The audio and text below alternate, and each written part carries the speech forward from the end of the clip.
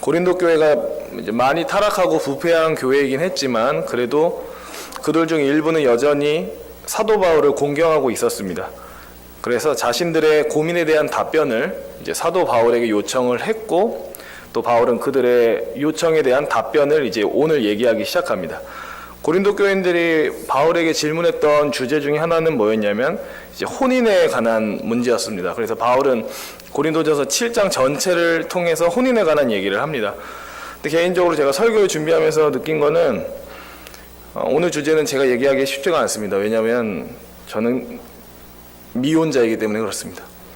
그래도 그냥 오늘 본문이 얘기하는 대로 말씀을 나누고 또 적용점을 드리기도 되게 애매했습니다. 쓰면서 이거 어떻게 적용점을 드리지? 그래도 뭐 그냥 말씀을 의지해서 적용점을 제시를 하겠습니다.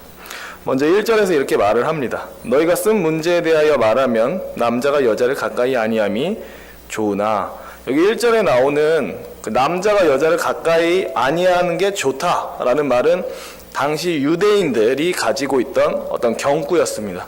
그러니까 이 경구는 어떤 의미로 쓰였냐면 독신으로 사는 남자를 이제 비난하지 말아라.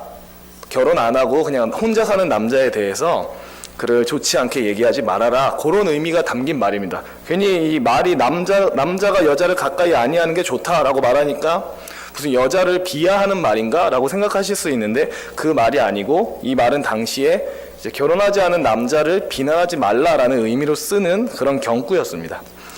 근데 다 느끼시겠지만 혼인을 하면 배우자와 자녀들에게 매이기 때문에 사실 하나님을 섬기는 데 있어서 자유롭지 못한 것이 사실입니다. 그러니까 하나님을 온전히 섬기고 싶어도 자녀에게 매이고 또 배우자에게 매이고 시간을 쓰고 또 열정을 써야 되기 때문에 하나님을 온전히 섬기는 데 있어서 자유가 좀 속박되는 게 사실입니다. 그래서 하나님을 섬긴다는 명목하에 독신을 선택한다고 했을 때 그게 사실은 결코 비난받을 일이 되지 못합니다. 물론 그렇다고 해서 독신으로 사는 자들이 혼인하는 자들보다 우월하냐? 그런 의미도 아닙니다. 왜냐하면 독신이냐 혼인이냐는 부르심의 문제이지 신앙의 우열을 가리는 종류의 문제가 아니기 때문에 그렇습니다. 일단은 바울은 먼저 독신이 좋은 것이다 라는 얘기를 하고 곧 이어서 결혼 생활 역시 지극히 정상적이고 자연스러운 것이다 라는 얘기를 합니다. 7장 2절에서 말합니다. 음행을 피하기 위하여 남자마다 자기 아내를 두고 여자마다 자기 남편을 두라. 그러니까 당시 고린도 교회에 있었던 율법주의자들은 이렇게 가르쳤던 것 같습니다. 어떤 성적인 타락과 성적 부도덕을 피하려면 결혼도 하면 안 되고 또 부부끼리 잠자리도 아예 가지면 안 된다, 이렇게 가르쳤던 것 같습니다. 그러니까 엄격하게 자신의 성적 욕구를 절제하고 끊어야만, 그러니까 엄격한 금욕 생활을 해야만 어떤 성적인 부분에 있어서 깨끗할 수 있다라고 가르친 것입니다. 근데 바울은 율법주의자들의 주장과는 다른 얘기를 합니다. 그러니까 율법주의자들은 성적으로 깨끗하려면 결혼을 안 하는 게 좋고 또 결혼을 했더라도 배우자와 성관계를 안 하는 게 좋다라는 식으로 얘기를 했지만 바울은 오히려 정반대로 결혼 관계 안에서 성관계는 지극히 자연스러운 것이고 개인의 성적 욕구는 오직 결혼 관계 안에서만 해결되는 게 맞다라는 얘기를 합니다. 그래서 오늘 본문을 통해서 이제 바울이 결혼 관계 안에 있어서 지켜야 할 이제 몇 가지 신앙적 지침을 던져주는데요. 첫째로는 2절에서 얘기를 하는 것처럼 남자마다 자기 아내를 두고 여자마다 자기 남편을 둬라 라고 얘기를 합니다. 그러니까 전부 다 단수로 써 있습니다.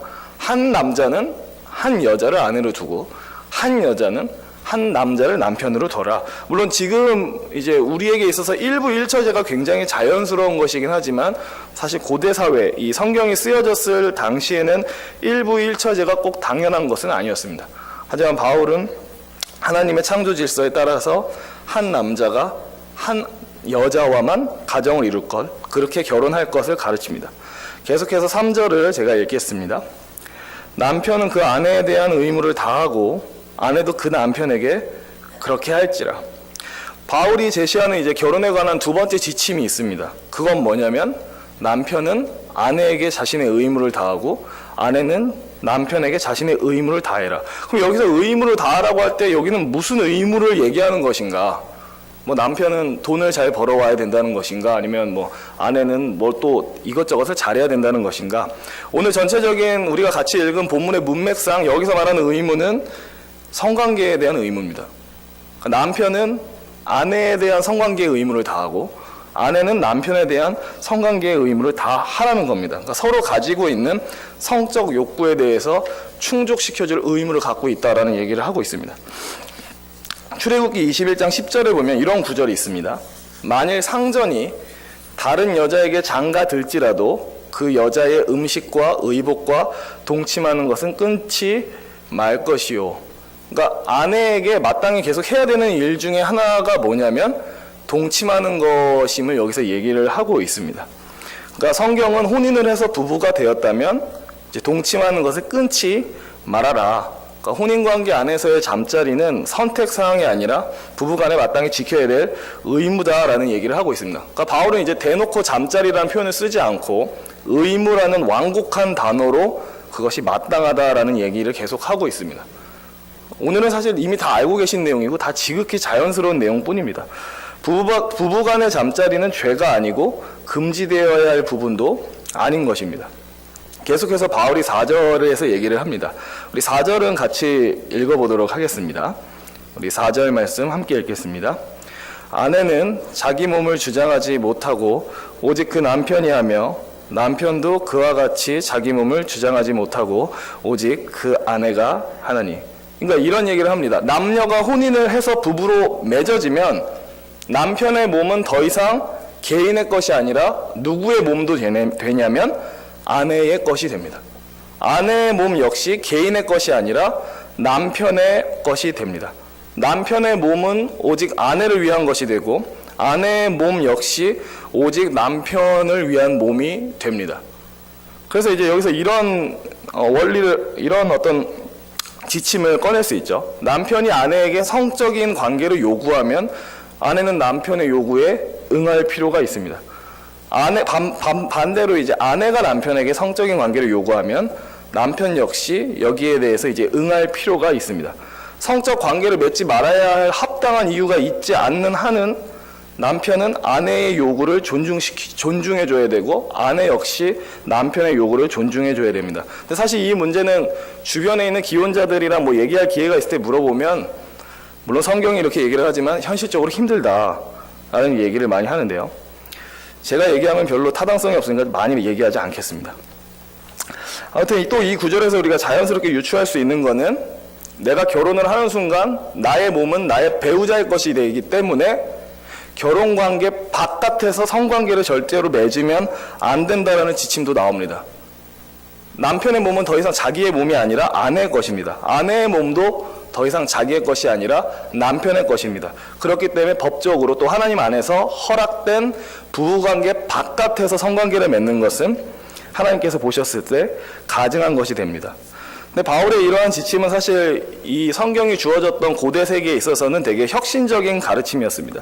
고대 세계에서는 이런 일이 되게 흔했답니다. 남편이 결혼을 이제 하루 앞두고 있는데도 창녀와 잠자리를 갖거나 혹은 바람기 많은 여자와 잠자리를 가는 일들이 되게 많았다고 합니다.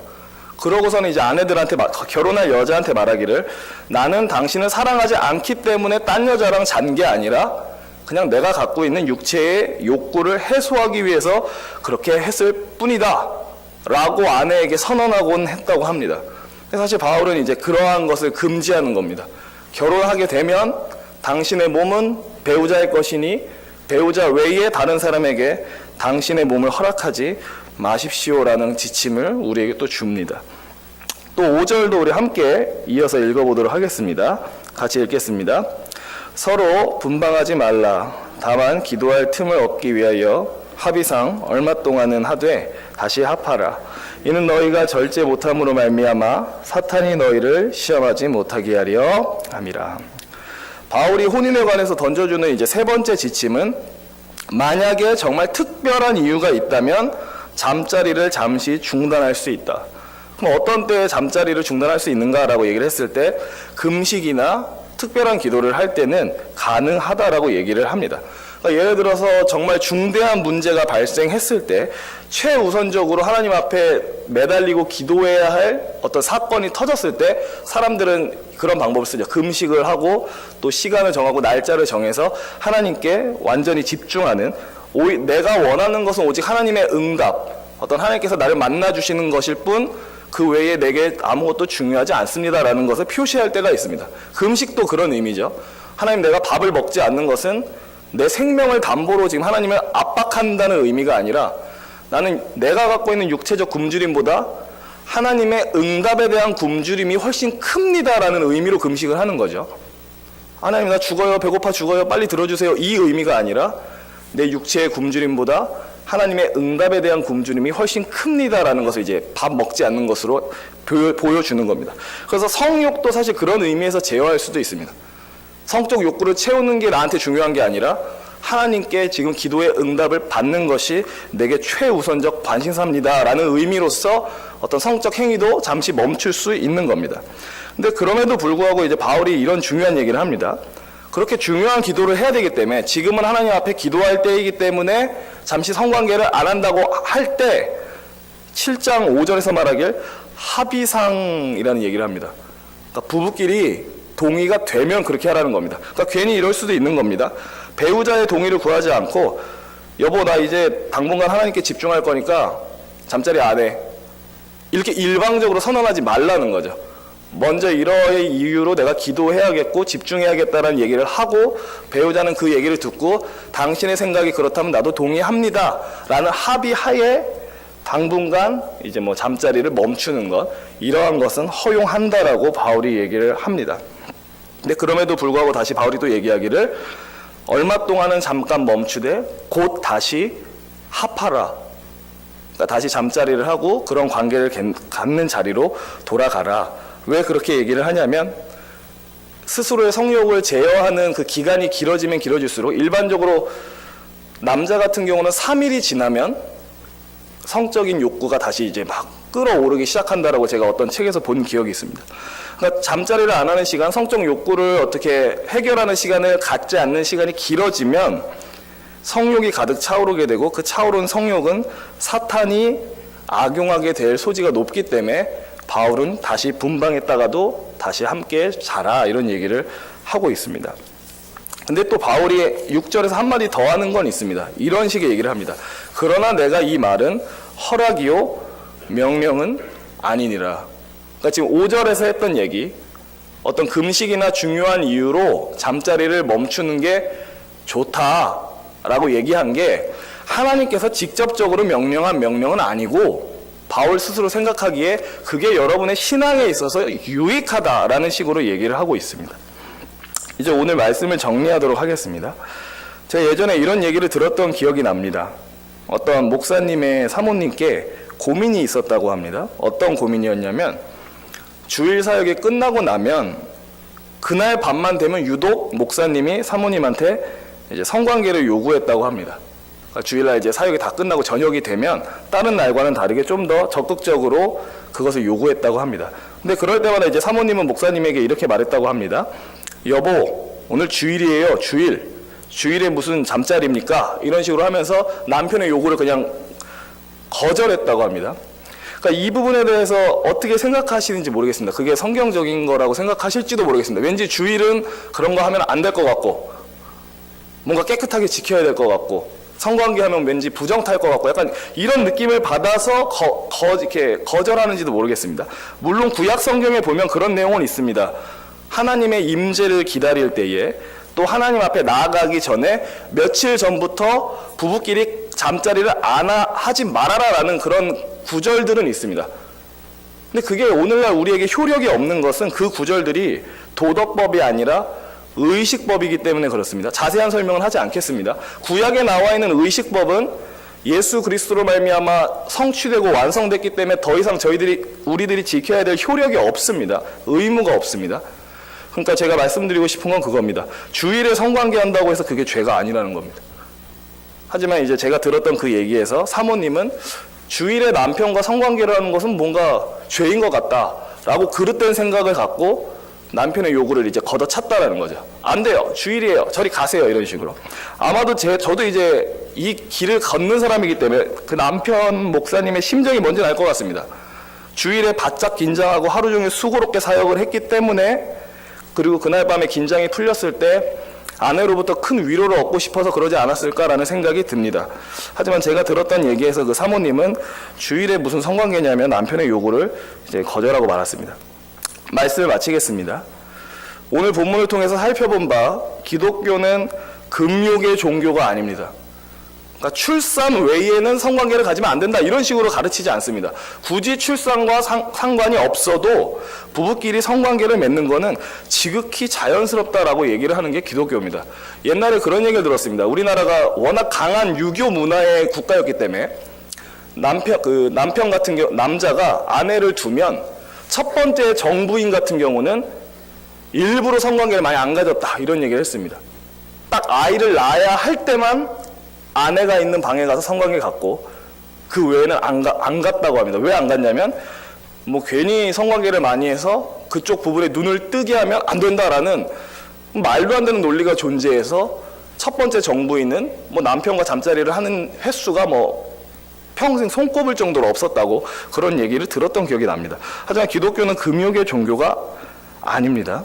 하나님께서 남녀를 창조하셨고 서로가 성관계를 통해서 육체적, 정서적으로 교류를 갖고 친밀함과 하나됨을 누리라고 의도하셨습니다. 그리고 무엇보다도 뭐 남녀끼리의 성관계가 중요한 것, 특히 주 안에서 하나된 사람들 간의 성관계가 중요한 것은 그 성관계가 단순히 성관계의 의미를 넘어서 우리의 남편 되신 예수 그리스도와 그의 신부된 교회가 서로 사랑할 때 누리는 기쁨을 표상하고 있기 때문에 되게 중요합니다. 그러니까 성관계를 가지면 사람들이 쾌락을 느끼고 어떤 자극을 느끼고 즐거움을 느낍니다. 근데 그 즐거움이 단순히 즐거움의 의미가 있는 게 아니라 그걸 뛰어넘어서 영적으로 신랑 되신 예수 그리스도와 신부된 교회가 서로 사랑할 때 느끼는 기쁨, 함께 하나 될 때 느끼는 즐거움을 그 성관계가 우리한테 미리 던져주고 있다는 겁니다. 너희 하나님과 함께할 때 기쁘다라는 것을 성관계가 표상으로 보여준다는 거죠. 그래서 오늘 말씀을 통해서 드릴 수 있는 지침이 사실 별로 없습니다. 근데 굳이 드리자면 다소 민망하지만 이렇게밖에 말씀을 못 드리겠습니다. 몸이 따라주는 한은 힘내시길 바랍니다라는 얘기밖에는 제가 오늘 본문 갖고 얘기하기는 어려울 것 같습니다. 그런 얘기를 들었습니다. 결혼하고 애 키우다 보면 또 자녀 낳고 살다 보면 뽀뽀도 안 하고 뭐 스킨십도 안 하고 아무것도 안 하고 이제 뽀뽀하려 그러면 가족끼리 무슨 뽀뽀야? 가족끼리는 뽀뽀하는 거 아니야. 가족끼리는 뭐 포옹하는 거 아니야. 가족끼리는 아무것도 하는 거 아니야. 이러면서 아무것도 안 하게 된다라고 얘기를 듭니다. 저도 뭐 나중에 현실적으로 느끼겠죠. 하지만 다시 말씀드리는 바 기독교는 금욕의 종교가 아니고 부부관계 안에서 자유로운 잠자리는 허용되어 있습니다. 그리고 서로를 위해서 이런 육체적인 헌신도 가르치고 있는 것이 우리 기독교의 가르침입니다. 네, 굉장히 오늘 말씀 전하기 어려운 것 같습니다. 그래도 다시 말씀드리지만 아무쪼록 뭐 꼭 육체적인 부분뿐만 아니라 어떤 정서적인 부분에 있어서도 부부 안에 하나 되는 것은 우리가 추구해야 되는 아름다운 미덕이다라는 것을 말씀드리고 싶습니다. 제가 기도하고 마치겠습니다.